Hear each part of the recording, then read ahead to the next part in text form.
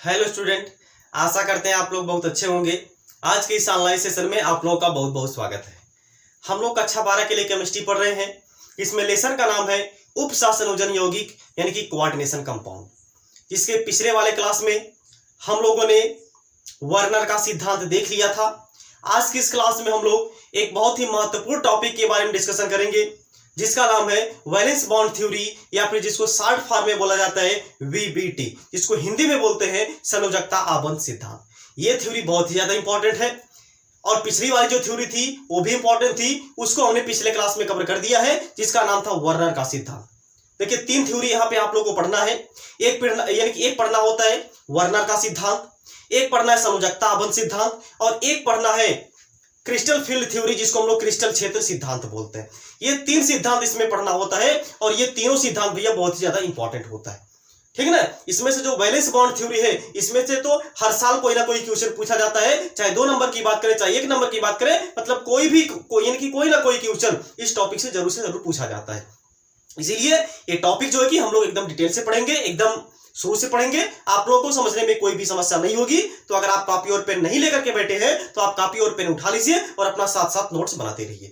अगर आपको चाहिए कि इंपॉर्टेंट टॉपिक की कौन कौन सी ऐसी टॉपिक है जो इंपॉर्टेंट है यूपी बोर्ड एग्जाम के लिए, कक्षा 12 के लिए, तो आप प्लेलिस्ट में चले जाइए। हमने फर्स्ट पेपर का सभी इंपॉर्टेंट टॉपिक आपको बता दिया है और सेकंड पेपर का जो हेलो एल्केन और हेलो एरिन है, ये भी हमने इंपॉर्टेंट टॉपिक इसका भी हमने बता दिया है। तो प्लेलिस्ट में आप लोग जाकर के उसको चेक कर लीजिए, उसको देख लीजिए, ठीक है ना। तो आज की क्लास में हम क्या पढ़ने वाले हैं? वीबीटी पढ़ने वाले हैं, यानी भैया बैलेंस बॉन्ड थ्योरी पढ़ने वाले हैं। तो चलिए हम लोग इस वीडियो की शुरुआत करते हैं। क्या है बैलेंस बॉन्ड थ्योरी? पहले इसके पीछे की थोड़ी सी कहानी जान लेते हैं। देखिए, ये जो सिद्धांत था यह सन 1931 ईस्वी में पॉलिंग नामक वैज्ञानिक ने दिया, यानी कि पॉलिंग नामक वैज्ञानिक ने दिया था।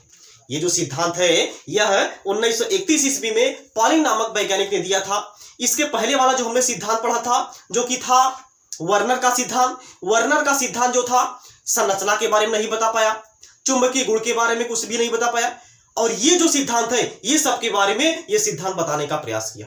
बात समझ में आ गई ना? तो देखिए, इसके आगे लिखा भी गया होगा यहाँ पे कि यह सिद्धांत संरचना, आबंध, ज्यामितीय तथा चुंबकीय गुणों के बारे में जानकारी देता है। जबकि इसके पहले का भैया जो वर्नर साहब थे, वर्नर साहब ने ये सब के बारे में कुछ भी नहीं बताया था, उसको बताने का प्रयास किया था कौन? पॉलिंग ने सन 1931 ईस्वी में, ठीक है ना। तो चलिए आगे पढ़ते हैं क्या लिखा गया इसमें। इस सिद्धांत की मुख्य अवधारणाएं निम्नलिखित है। इस सिद्धांत की मुख्य अवधारणाएं निम्नलिखित है। क्या इस सिद्धांत की अवधारणाएं हैं? तो चलिए अब हम लोग इसको बारी बारी से देखते हैं। तो पहली अवधारणा यहाँ पे क्या बोला जा रहा है?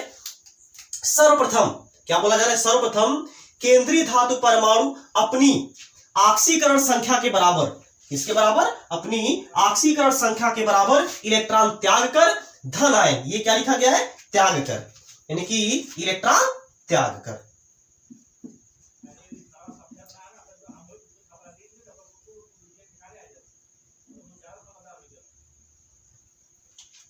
ठीक,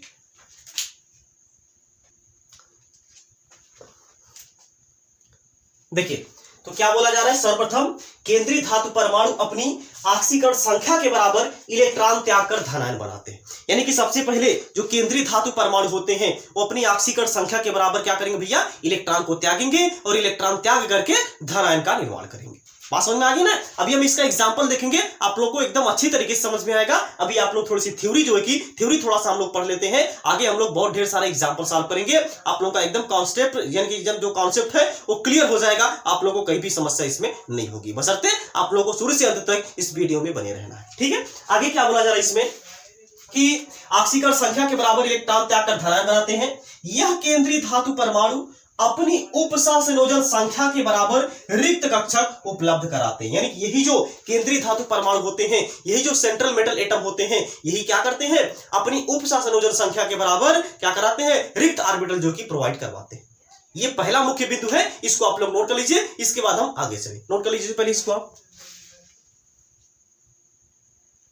चलिए थोड़ा सा ये जो पहली पॉइंट बोला गया यहाँ पे, इसके बारे में थोड़ा सा हम लोग समझ लेते हैं, इसके बाद हम दूसरी पॉइंट पर चलते हैं। क्या बोला जा रहा है यहाँ पे? सर्वप्रथम केंद्रीय धातु परमाणु क्या करेगा? अपनी ऑक्सीकरण संख्या के बराबर इलेक्ट्रॉन त्यागेगा। ये जो केंद्रीय धातु परमाणु है जो कि यहाँ पे क्या है भैया, कोबाल्ट है, ये क्या करेगा, अपनी ऑक्सीकरण संख्या के बराबर पहले इलेक्ट्रॉन को त्यागेगा। इसकी ऑक्सीकरण संख्या इसमें कितनी होगी, आप लोग निकाल करके चेक कर लीजिएगा। ऑक्सीकरण संख्या इसमें क्या आएगी, प्लस में 3 आएगी। अगर आप लोगों को ऑक्सीकरण संख्या नहीं निकालना आता है तो आप लोग यूट्यूब पर सर्च कर लीजिएगा, calculate oxidation number by Mintu sir, आप लोग देख लीजिए, एकदम बेसिक से वहां पे बताया गया है। आप लोगों को कहीं भी कोई भी समस्या नहीं होगी, चाहे हम ऑक्सीडेशन नंबर कैलकुलेट करने की बात करें, चाहे हम IUPAC नॉमेनक्लेचर की बात करें, ये सब वहां पे भैया एकदम बेसिक तरीके से आपको पढ़ाया गया है। आप लोगों को एक बार वीडियो जरूर जाकर देखिए, आप लोगों का पूरा जो कि कॉन्सेप्ट है वो क्लियर हो जाएगा। ठीक है, चलिए, तो ये है, तो केंद्रीय धातु परमाणु सबसे पहले क्या करेगा, ऑक्सीकरण संख्या के बराबर इलेक्ट्रॉन त्यागेगा। तो कैसे इलेक्ट्रॉन त्यागेगा, देखिए, तो कोबाल्ट जो होता है इसका परमाणु क्रमांक कितना होता है भैया, 27 होता है। ठीक है ना, कितना होता है, आयरन का परमाणु क्रमांक 26 होता है, कोबाल्ट का कितना होता है, 27 होता है। ठीक, इसका पहले हम लोग क्या करेंगे, इलेक्ट्रॉनिक विन्यास करेंगे। इलेक्ट्रॉनिक विन्यास कैसे करेंगे, 1s2 2s2 2p6 3s2 3p6 3d7 हो जाएगा और 4s2 हो जाएगा। 4s के बाद क्या आएगा, 4p भी आता है, तो 4p में कितना हो जाएगा, 0 इलेक्ट्रॉन है, कुछ नहीं है तो 0 इलेक्ट्रॉन है। अब देखिए, ये जो कोबाल्ट है अपनी ऑक्सीकरण संख्या के बराबर इलेक्ट्रॉन त्यागेगा, यानी क्या करेगा, या कोबाल्ट 3+ का चार्ज बनाएगा। तो हम लोग क्या करेंगे, अब कोबाल्ट 3+ का क्या करेंगे, यहाँ पे इलेक्ट्रॉनिक विन्यास करेंगे। कोबाल्ट 3+ का इलेक्ट्रॉनिक विन्यास करेंगे भैया, तो क्या होगा, सब सेम टू सेम होगा। 3+, कोई भी परमाणु अपने ऊपर प्लस का चार्ज लेके आता है तभी जब वह क्या करता है, इलेक्ट्रॉन को त्यागता है।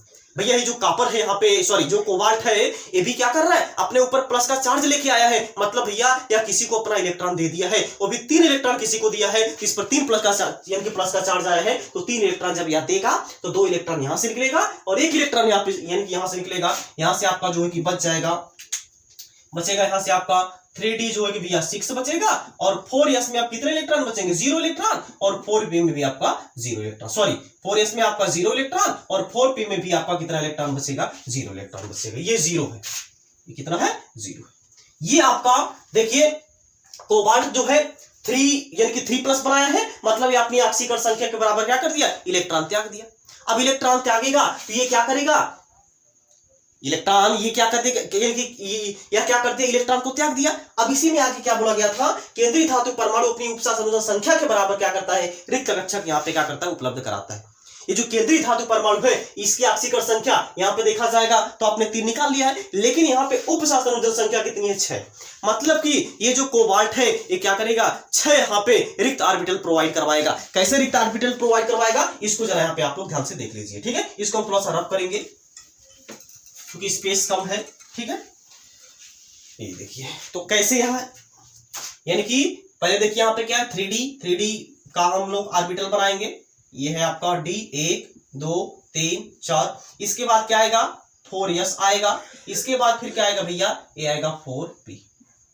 ठीक है, अब देखिए जरा यहाँ पे अगर हम CO3+ की बात करें, अगर हम यहाँ पे CO3+ की बात करें तो 3D में कितने इलेक्ट्रॉन है, 6 इलेक्ट्रॉन है, 1 2 3 4 5, और यहाँ कितने इलेक्ट्रॉन है, 6 इलेक्ट्रॉन है। और इसमें कितने इलेक्ट्रॉन है, 0, इसमें कितने इलेक्ट्रॉन, 0, इसमें भी कितने इलेक्ट्रॉन है, 0 इलेक्ट्रॉन।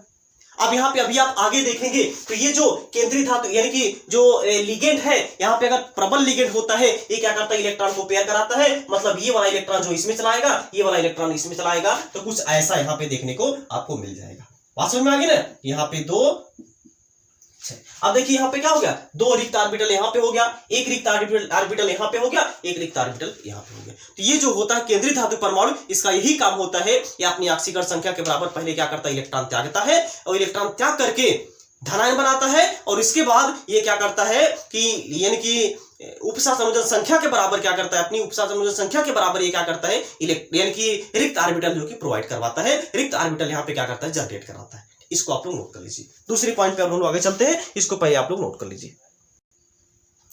चलिए अब हम लोग अगली पॉइंट के बारे में देख लेते हैं। अगली पॉइंट यहाँ पे क्या बोला जा रहा है, उपयुक्त रिक्त कक्षक आपस में अतिव्यापन करके उपसहसंयोजी आबंध बनाते हैं।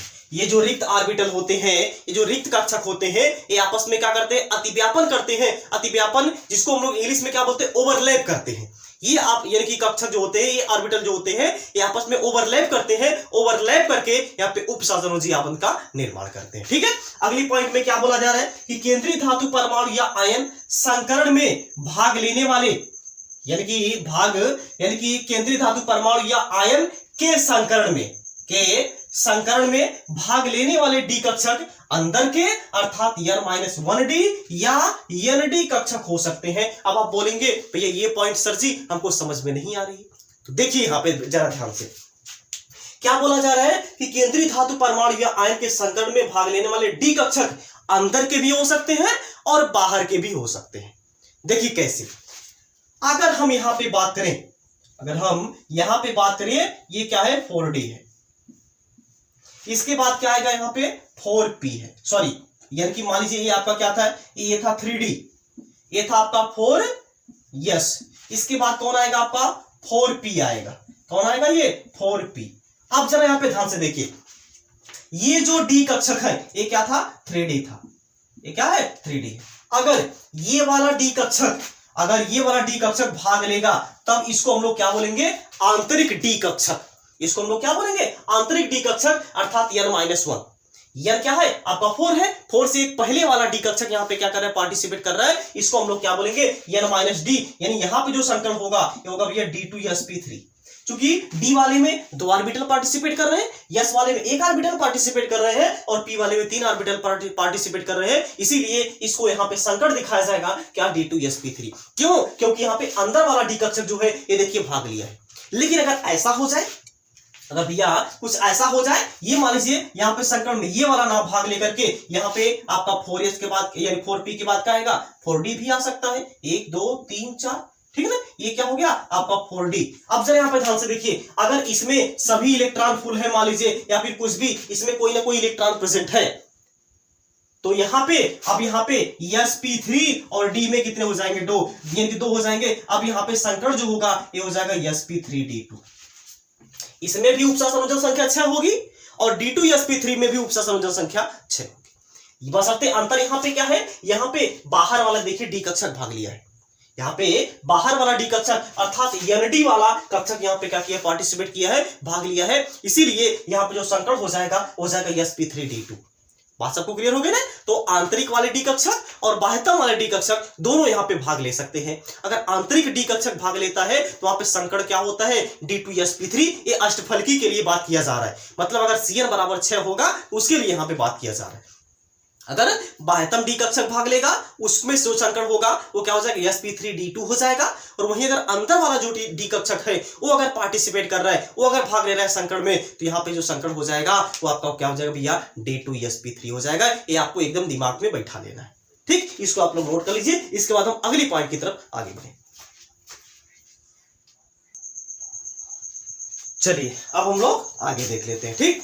आगे यहाँ पे क्या बोला जा रहा है, अगली पॉइंट कि केंद्रीय धातु परमाणु या आयन के अंदर वाले कक्षकों में उपस्थित इलेक्ट्रॉन आबंध बनाने में भाग नहीं लेते। यानी कि अंदर जो इलेक्ट्रॉन होते हैं वो कभी भी आबंध बनाने में भाग नहीं लेते हैं। जैसे यहाँ पे कहने का मतलब क्या है, इसको जरा समझ लीजिए। देखिए जैसे मान लीजिए ये डी ऑर्बिटल है, ये डी ऑर्बिटल 1 2 3 4 5, इसमें अगर कोई इलेक्ट्रॉन यहाँ पे प्रेजेंट है ऐसे, इसके बाद फिर यहाँ पे, ठीक है ना। तो ये जो इलेक्ट्रॉन होते हैं ये कभी भी संकरण में भाग नहीं लेते हैं, ये कभी भी आबंध बनाने में भाग नहीं लेते हैं। इसमें हमेशा जो आबंध बनाने में भाग लेता है वो रिक्त ऑर्बिटल ही भाग लेता है। अगर किसी में एक भी इलेक्ट्रॉन है तो वो कभी भी आबंध बनाने में पार्टिसिपेट नहीं करेगा।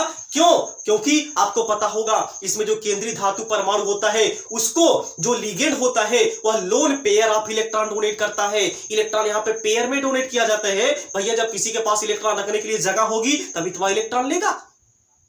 उसी तरीके से यहाँ पे जब इसके पास इलेक्ट्रॉन को रखने के लिए जगह होगी तभी तो ये क्या करेगा, पेयर में इलेक्ट्रॉन को लेगा। इसके पास एक इलेक्ट्रॉन पहले से मौजूद है, ये क्या कर देगा, ना भाई ना हमारे पास कभी भी नहीं आना है, क्योंकि हमारे पास एक इलेक्ट्रॉन ऑलरेडी पहले से प्रेजेंट है, हमारे पास नहीं आना है। तो ये बोलेगा जहां पे रिक्त ऑर्बिटल है वहीं पे क्या करेगा, अपने इलेक्ट्रॉन को भेज देगा। कौन भेजेगा, लिगेंड भेजेगा। और वहां पे क्या करेगा, उपसंयोजी आबंध का निर्माण करेगा, वहां पे उपसंयोजी आबंध बनाएगा।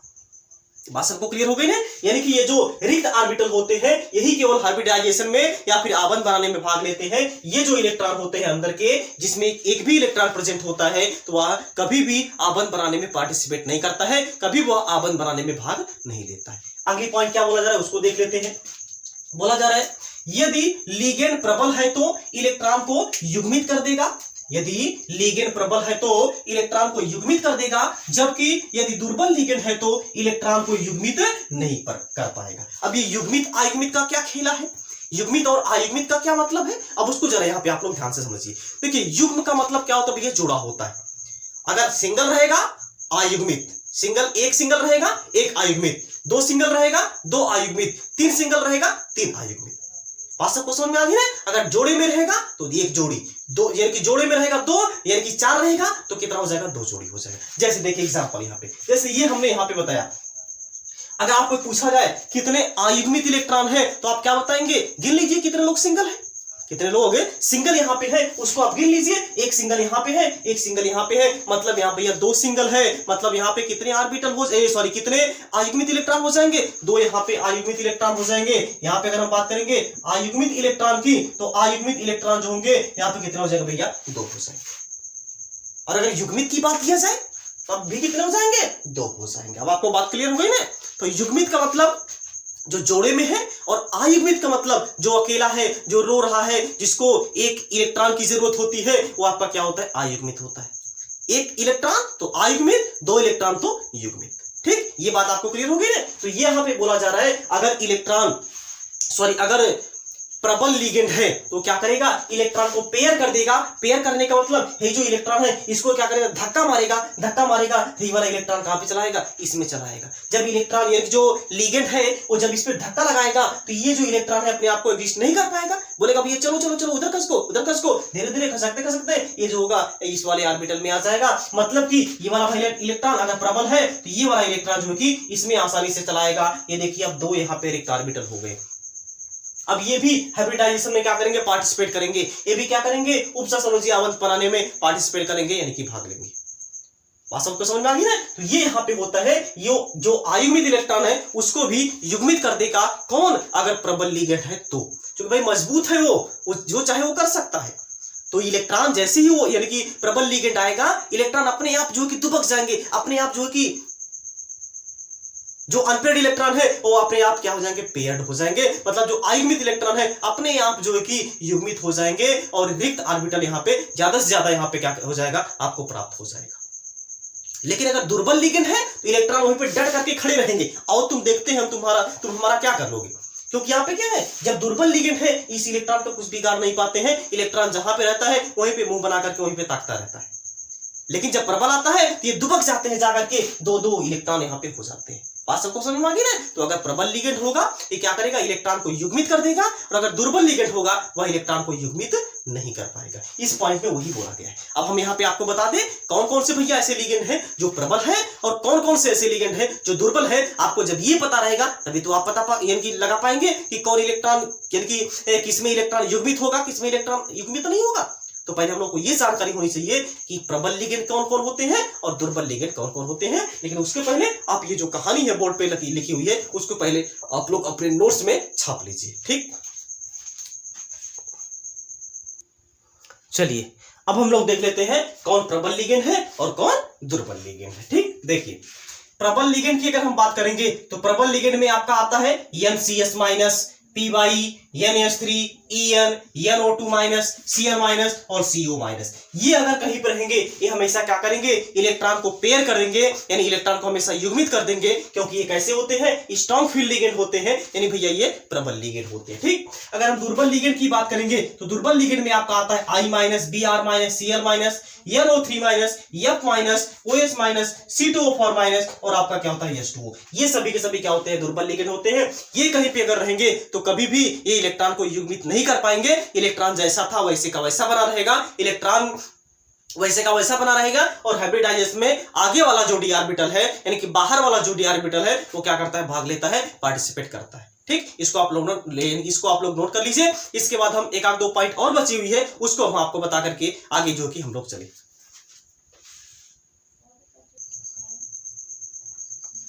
चलिए देखिए आखिरी पॉइंट हम लोग देख लेते हैं, क्या बोला जा रहा है आखिरी पॉइंट में। यदि संकुल यौगिक में एक या एक से अधिक अयुग्मित इलेक्ट्रॉन उपस्थित है तो यह अनुचुंबकीय होता है।